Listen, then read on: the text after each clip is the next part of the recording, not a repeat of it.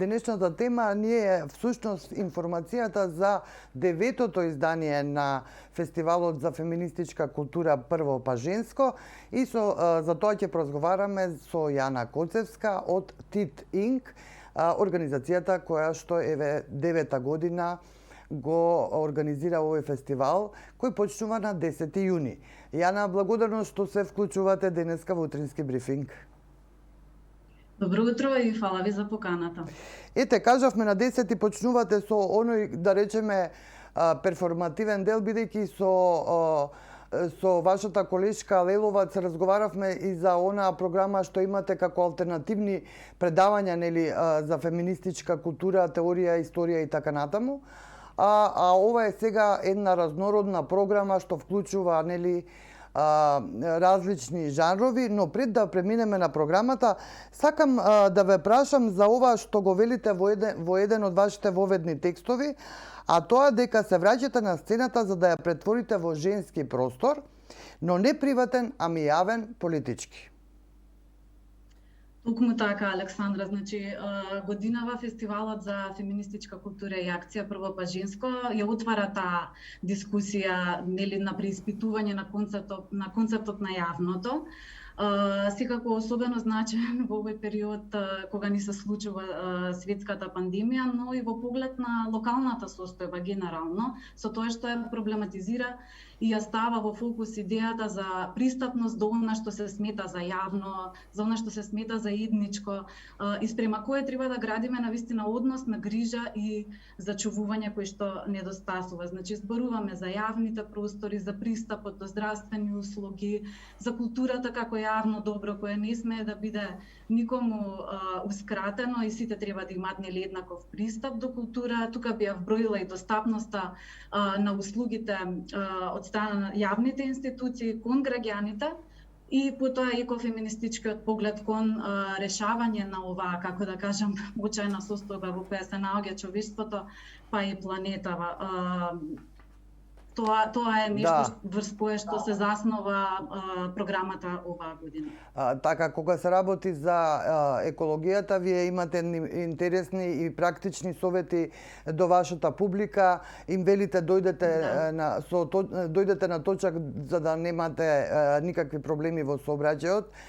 Земете си термос за своите појалоци за да не користите пластични чаши и за еднократна употреба, нели, што ја загадуваат средината и така натаму. Значи имате и практични еколошки совети до кои што навистина секој би требало да се придружува.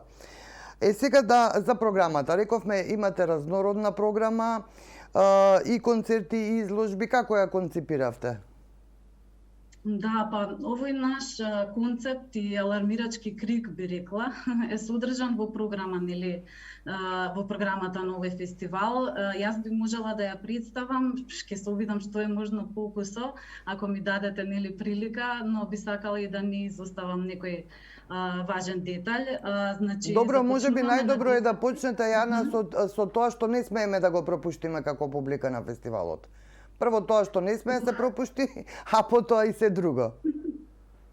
Леле, Александра, не знам, би било неблагодарно да одвојам нешто, но еве ќе се обидам навистина кусо да ја поминам еднаш целата програма. Значи почнуваме на 10 јуни, денот на, нели, кога почнува распустот, значи секој може да дојде, особено младите, затоа имаме и младинска програма, која не би требало да се пропушти на нашиот фестивал. Значи почнуваме во Младинскиот културен центар во 7 часот со нашите долгогодишни соработнички Румена Буџаровска и Ана Василева. Го правиме пич шлемот на тема гинеколошки приказни, ги поканувам сите оние жени кои што имале необични, чудни, непријатни искуства во гинеколошките ординации да дојдат и да ги раскажат своите приказни. Тоа го земаме за еден вид на оснажнување на жените. Потоа музичката програма е одлична оваа година, курирана од Елена Пелхјан.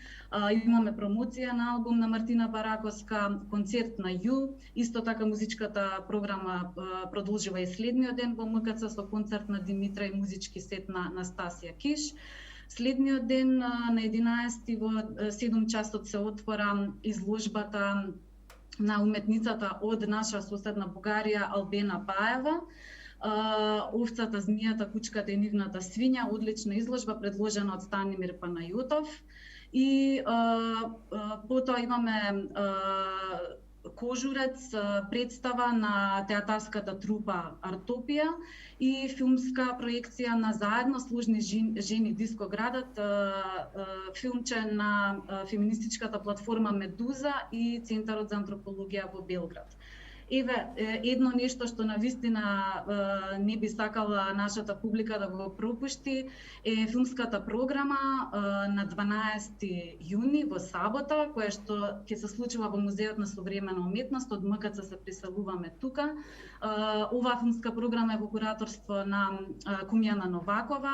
Одлична селекција на филмови, три кратки филмови и потоа еден своевиден филмски перформанс кој што не би сакала воопшто да се пропушти на нашата гостинка која допатува денеска од САД, Кортни Стивенс. Потоа се одмараме во неделата за да почнеме повторно во понеделник, се селиме на друг простор, одиме на Факултетот за драмски уметности на летната сцена. Тука продолжува дискурзивна програма предводена, курирана од Кумјана Новакова и покурирана од Јана Старделова, каде ќе имаме еден своевиден колаж на предавање и видеонарации на Адријана Кена, Урсула Биман и Андријана Папиќ. И потоа продолжува она програма за која што Кристина Лиловац беше кај вас во програма и кажуваше за изведувачката платформа во рамките на Прво па женско, и ова е еден дел од таа изведувачка платформа. Значи ќе има разговор со Валерија Грецијано и Џулија Паладини на летната сцена на ФДУ. Потоа последниот ден е среда, 16 јуни во кафе книжарница Буква, каде што едва чекам да ја промовираме книгата во авторство на Ивана Хаџиевска, Ивана Дракшич, еве и јас се наоѓам во таа екипа на автори на ова дело, наречена Нашиот пат, која што е составена од 25 женски приказни од историјата. Ова е соработка заедно со организацијата Место женско од Словенија и Vox Femina фестивалот од Загреб од Хрватска, кој што ќе се направи еден триптих на 3 книги со вакви 25 приказни од секоја држава. И завршуваме со промоција, се извинувам, со панел дискусија во соработка со Феминистичкиот клуб на читателки. Тоа е дел од младинската програма курирана од Елена Петрова, која што ќе се посвети на феминистичката литература, перспектива на жената како писателка и читање на текст преку призмата на родот. Имаме овде прекрасни гостинки, тоа се Калина Малеска, Сара Миленковска, Хана Корнети, Катерина Иванова, Теодора Милеска. Да, завршуваме со само уште да ја спомнам завршната музичка селекција на Мариго Антов, каде што ќе имаме прилика да го рефлектираме целиот фестивал во едно матине во книжарницата Буква. Добро, забележувам дека во вашава програма имате доста учеснички од странство. Не беше ли проблем да стигнат тие во Скопје? Поради пандемијата. Да, имаме гостинката од САД, тоа беше така интересен подвиг. Се надевам дека се ќе биде во ред и за враќањето назад на гостинката. Секако, навистина би сакала да потенцирам дека е многу тешко да се организира настан и фестивал во ваква состојба, нели, во време на пандемијата. Некои работи мора одново да ги планираш, па не излегуваат како што си планирал, па потоа треба дупло да се впуштиш во работа и навистина е тешко како представници на независниот културен сектор да реализираме една ваква обемна програма за која навистина целиот тим на фестивалот напорно работеше и се уште работи.